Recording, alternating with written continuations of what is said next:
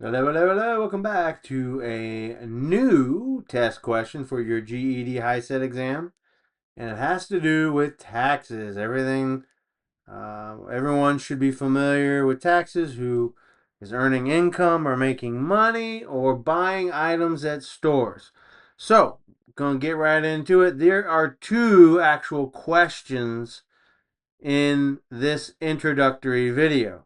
We're going to find the tax of value of a pair of socks, and then we're going to find the total cost of that pair of socks. So, two questions with this one particular introductory part one video. And then in part two, I'll answer one of the questions. In part three, I'll answer the second question and then give you some suggestive searches on the internet to practice these new skills. Okay, so let's just get right on in here to it. If sales tax is 7%, what would the tax on an $8.73 pair of socks cost? What's the tax on that cost of $8.73? So for this first question, you're just going to find the tax value. 7% tax on $8.73. What is it? Round the answer to the nearest cent. So is it A, is the tax $1.03?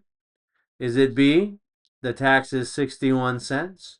Is answer C, $2.61? Or option D, 3 cents? Okay, so that's test question number one. Here's test question number two, and they both build upon each other. So, what is the total cost of the item, the pair of socks? Round your answer to the nearest cent. What's the total cost? And I will get into explaining how you can find that out. What is the total cost of the item of the pair of socks? A, $7.73, B, $8.73, C, $9.34, or D, $10.34. Math is easy. Take it step by step. I'll be getting into the answers in the part 2 and part 3 video. Thank you for joining me.